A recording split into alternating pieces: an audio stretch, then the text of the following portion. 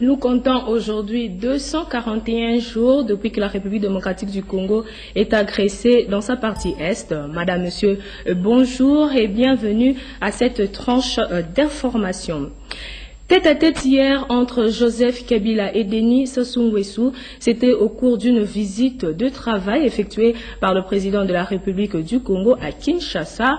Les deux chefs d'État ont réitéré leur attachement aux conclusions du sommet extraordinaire des chefs d'État de la région de Grand Lac, tenu dernièrement à Kampala. Jean-Pierre Kibambeso-Moïsa pour le reportage.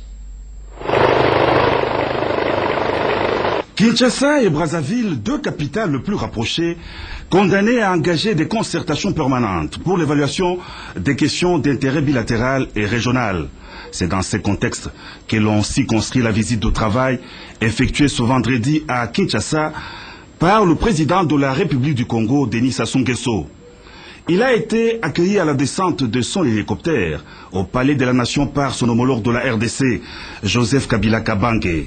Aussitôt après, les deux chefs d'État ont eu un tête-à-tête de plus ou moins 3 heures, à l'issue duquel un communiqué conjoint a été établi et rendu public. Si les deux chefs d'État se sont félicités de l'excellence de relations bilatérales entre Kinshasa et Brazzaville, ils ont cependant stigmatisé au sujet des questions régionales la situation sécuritaire qui prévaut dans la province du Nord-Kivu. Ils ont réitéré leur attachement aux conclusions du sommet extraordinaire de chefs d'État de la conférence internationale sur la région de Grand Lac, tenue à Kampala le 24 novembre dernier. Le président Sassou Nguesso a par ailleurs informé son homologue Joseph Kabila des résultats de sa visite effectuée à Kigali, au Rwanda. Les deux chefs d'État ont lancé un appel pressant au M23 pour qu'il se retire de la ville de Goma et de la localité de Sake conformément aux décisions du sommet de Kampala.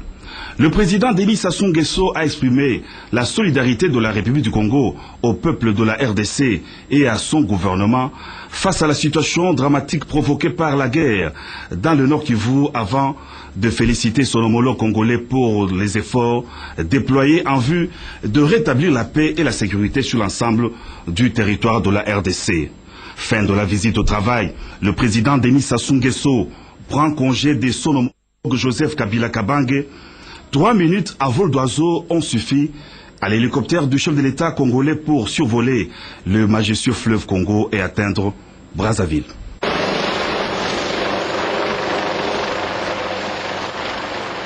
À la Chambre basse du Parlement, sachez que c'est dans 48 heures que la commission politique, administrative et juridique va proposer le texte final sur la restructuration de la CENI. D'autre part, l'Assemblée nationale va diligenter une commission d'enquête à la RVA pour en savoir davantage sur la gestion du GOPAS ou la redevance de préfinancement des infrastructures aéroportuaires. Jean-Pierre-Henri Kassanganamengo nous en parle. La nécessité d'améliorer le cadre d'organisation des élections suite au dysfonctionnement épinglé par diverses évaluations au lendemain du 28 novembre 2011 a induit la restructuration de la CENI sur laquelle la majorité et l'opposition divergeaient il y a sous peu en termes du nombre d'organes, du nombre des membres et la représentation de la majorité de l'opposition ainsi que de la société civile. Après échanges, négociations et concessions mutuelles par les truchements de la commission spéciale pilotée par les premiers vice-présidents Charles Mwando Simba, les deux tendances ont rapproché leur vue sur une structure à 2 organes, la plénière de 13 membres, le bureau de 6 membres. Sur la présidence du bureau a confié à la société civile les postes de vice-président, du rapporteur adjoint et du questeur à la majorité, tandis que pour l'opposition, le rapporteur et les questeurs adjoints. Cependant, la commission spéciale s'est rabattue sur la sagesse de la plénière pour trouver la voie de sortie après la persistance de la divergence autour de la répartition proprement dite 13 membres entre les 3 composantes. Au bout du compte, la commission politique, administrative et juridique s'est réappropriée la matière en vue de proposer en délai 48 heures le texte final. La quête de choix innovateurs d'aujourd'hui pour le Congo émergent de demain dans le cadre de la révolution de la modernité doit se conjuguer par exemple avec la détermination d'harmoniser notre arsenal juridique avec les normes en application sur le plan continental dans plusieurs domaines vitaux comme la santé, l'éducation, l'environnement, la paix et la sécurité. C'est justement le bienfait qui pointe à l'horizon d'après l'adhésion de notre pays au Parlement panafricain sur pied depuis 2001. Après un travail approfondi effectué par la Commission des Relations extérieures, l'Assemblée nationale a adopté le projet de loi autorisant l'adhésion à cet organe législatif, comme déjà la presque totalité des États membres de l'Union africaine. Il fera l'objet d'examen d'une commission paritaire mixte Assemblée nationale, Sénat. Les Go-Pass, ou tout simplement la redevance des préfinancements des infrastructures aéroportuaires sous les feux d'un questionnement. Ses motivations économiques, l'acte juridique de son institution, la durée des perceptions, les évaluations périodiques et la hauteur des ressources financières perçues jusqu'à ce jour, à raison d'un député par groupe parlementaire et non inscrit, une commission d'enquête de l'Assemblée nationale de 15 membres ira à la recherche de réponses à la régie des voies aériennes. Au Sénat, la plénière d'hier vient d'accepter et de renvoyer à la commission ECOFIN pour traitement le projet du budget 2013, ce après les réponses du vice-premier ministre, ministre du budget, Daniel Mukoko Samba, aux questions soulevées par les sénateurs lors du débat général sur la dite loi. Maire Berthe Mukonkole.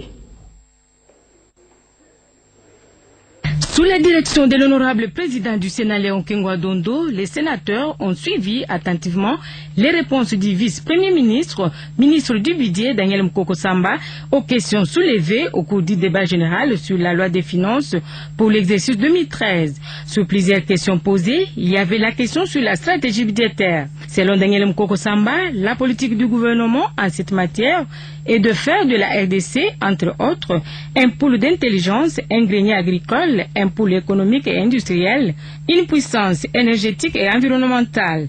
Quant à la question sur la politique salariale, le gouvernement prévoit la rationalisation des primes de permanents et non permanents, la maîtrise des effectifs des agents combinés à un programme de la mise à la retraite. Au-delà de la réforme, le gouvernement juge nécessaire d'appuyer les programmes des routes, de l'agriculture vivrière et de l'hydraulique rurale. En ce qui concerne la présentation du budget, vous avez raison, honorable sénateur, nous devons aller vers la simplification. Mais un budget simplifié, ce sera le budget qui va répondre aux principes définis dans la loi relative aux finances publiques. Ça va être un processus pas facile. Nous allons poursuivre ces efforts de modernisation de nos pratiques budgétaires pour que les ressources publiques servent effectivement à la mise en œuvre des politiques publiques qui sont contenues dans le programme du gouvernement. Nous prenons bonne note des recommandations qui nous ont été faites en ce qui concerne l'INERA, en ce qui concerne également l'accélération des travaux pour la cimenterie de la province orientale, notamment avec l'acquisition d'une grue de haute portée au port de Kisangani. On célèbre aujourd'hui 1er décembre la journée mondiale de lutte contre le sida avec comme thème objectif 0. 0 nouvelle infection, 0 discrimination, 0 décès liés au sida. Retenez que dans le monde, on compte près de 34 millions de personnes vivant avec le VIH, dont une vingtaine de millions en Afrique. À ce jour, le monde aspire à l'objectif 0 avec l'application de l'initiative Génération sans sida.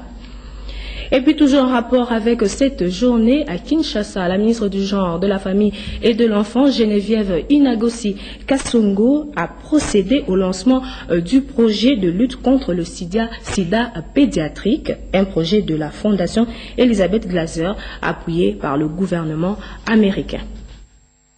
Le projet Malamou a pour vocation de fournir aux enfants et aux familles infectées ou affectées par le VIH des services de qualité de prévention, des soins et de traitement.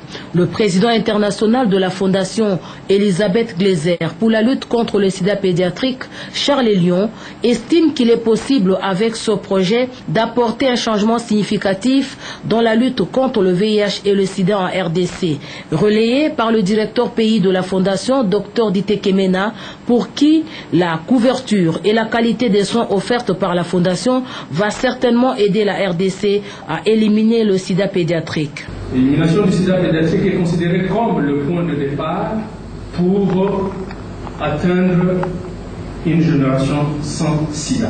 Pour la ministre du Genre, de la Famille et de l'Enfant, Geneviève Inagosi Kasongo, les efforts du chef de l'État et du gouvernement d'offrir à la RDC une génération sans sida sont entamés par de guerres à répétition dont le pays est victime dans sa partie Est.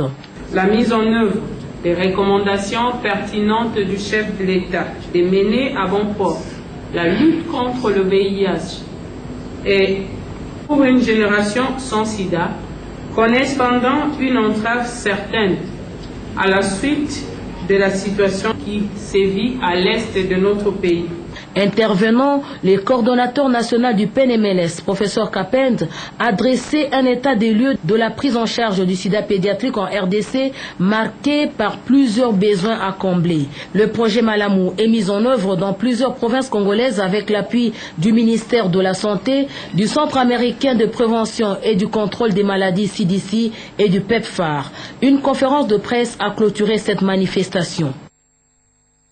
Enfin, en province, le gouverneur de la province du Bandundu poursuit sa campagne de mobilisation et de sensibilisation dans le district de Kwango. Et après, Popo Kabaka, Jean Kamisendou s'est adressé à la population de Kasongolunda.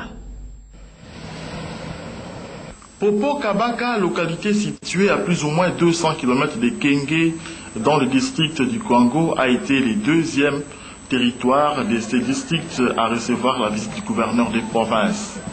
La visite des gens Kamisendou dans ce territoire avait deux objectifs, à savoir sensibiliser la population sur la campagne de résistance au M23 et les acolytes. Ensuite, se rendre compte des problèmes de ses administrés. L'initiateur des villages agricoles a reçu un accueil digne d'un représentant du chef de l'État. À la résidence de l'administrateur du territoire, le gouverneur a été présenté officiellement à la population de cette cité.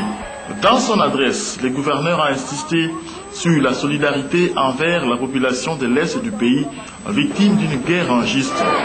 Après l'étape de Popo Kabaka, le chef de l'exécutif provincial du Bandundu s'est dirigé vers le territoire de Kasongolunda, situé à 135 km de Popo. Le gouverneur a été contraint de faire une marche à pied avec cette population qui l'attendait impatiemment sous la pluie.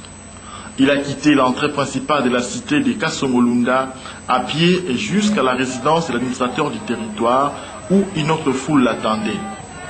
Kasongolunda, plus grand territoire de la République démocratique du Congo après Bafouansende, est le territoire les plus désenclavés du pays, a affirmé Astrid Bouka, comme c'est le district de Kwango. Même message et même problème partout où le gouverneur est passé. Madame, Monsieur, c'est la fin de ce journal, un journal réalisé par René Tatawakou. Retrouvez Mireille Ndeke à 13h30 pour la grande édition de la mi-journée. Quant à moi, je vous retrouve le samedi prochain avec le même plaisir. Au revoir.